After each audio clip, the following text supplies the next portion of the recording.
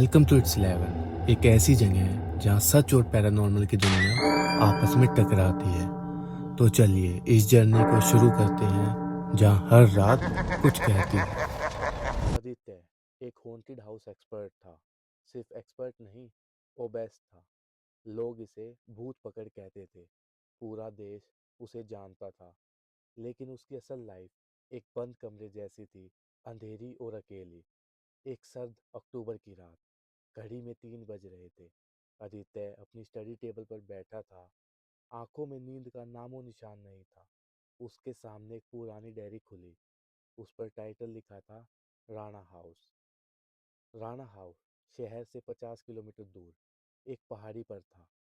पिछले 70 सालों में यहाँ जो भी गया कभी वापस नहीं आया। पुलिस ने उसे ऑफिशियली एबेंडन डिक्लेयर कर दिया था। लेकिन आदित्य जानता था ये जगह खाली नहीं है। आदित्य ने सर उठाया। उसका रूम चारों तरफ से बंद था, खिड़कियां लॉक। उसने अपने आसपास देखा, कुछ नहीं था। उसने इसे थकान मानकर नजरअंदाज कर दिया। उसने डायरी का एक पन्ना पलटा। एंट्री, राणा हाउस में जो एंटिटी है वो सिर्फ मौत नहीं देती, वो इंसान की सबसे गहरी, सबसे बड़ी ख्वाहिश को छलावा बनाकर दिखाती है, उसे फंसाती है। आदित्य की सबसे बड़ी ख्वाहिश, अपनी बहन जिया को वापस लाना, जो 10 साल पहले एक हादसे में मर गई। आदित्य अपनी चेयर से उठा। उसने धीरे से दरवाजा खोला। हॉलवे में गुप अंधेरा था, सिवाय एक छोटी सी लाल रंग की इमरजेंसी लाइट के। कुछ भी जमीन पर नहीं पड़ा था। तभी उसकी नजर सामने की दीवार पर गई। एक साया, वो साया एक बच्ची का था। उसकी चोटी बंधी थी। वो होले होले दीवार पर चलता हुआ उसके बिल्कुल सामने आ गया। आदित्य का खून जम गया। ये साया बिल्कुल रिया जैसा दिख रहा था। साये ने अपना छोटा हाथ उठाया और उसकी तरफ इशारा किया, और उसकी पतली बचपने वाली आवाज गूंजी, साया, भैया आओ, हम घर जाएंगे। आदित्य का दिल तेजी से धड़कने लगा। छला, उसने खुद को याद दिलाया, ये सिर्फ एक छलावा है। उसने जबरदस्ती अपनी आंखें बंद की। जब खोली तो साया जा चुका था। आदित्य की मुट्ठी भिंच गई।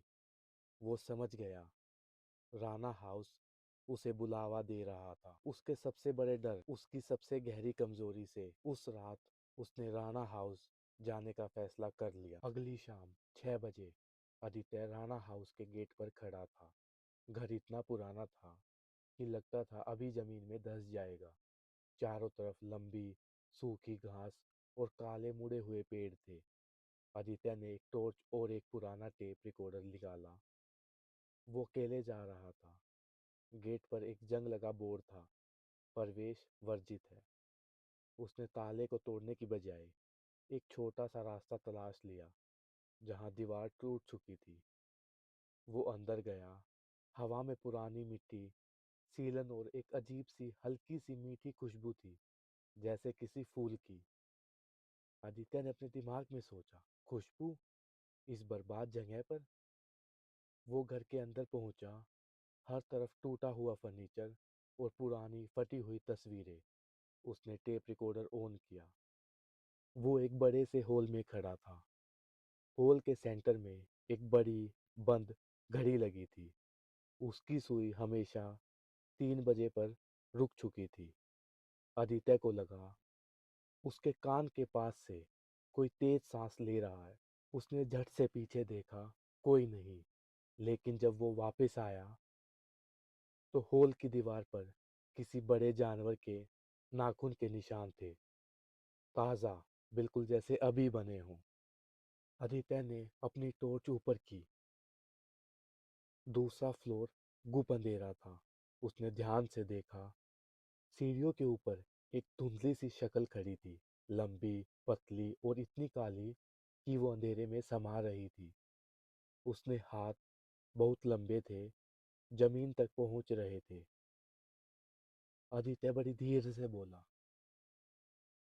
आदित्य बड़ी धीरे से बोला, कौन हो तुम, क्या चाहिए? कोई जवाब नहीं, बस वो कर कर की आवाज और तेज होती गई। आदित्य एक कदम पीछे हटा और तब उसने देखा उस शक्ल का सर नहीं था। उसके गले से सिर्फ खाली काली गर्दन ऊपर उठी थी। आदित्य जहां खड़ा था ठीक उसके सामने जमीन पर रिया का बचपन का लॉकेट पड़ा था। वही लॉकेट जो वो हादसे के दिन पहने हुए थी।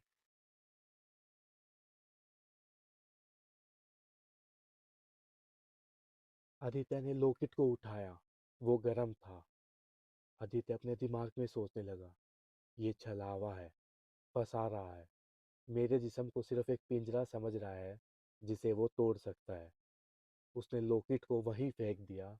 ये करते ही ऊपर की वो शक्ल एकदम से नीचे छलांग मारने लगी। आदित्य तेजी से दौड़कर एक छोटे से कमरे में घुस गया और दरवाजा अंदर से लॉक कर दिया।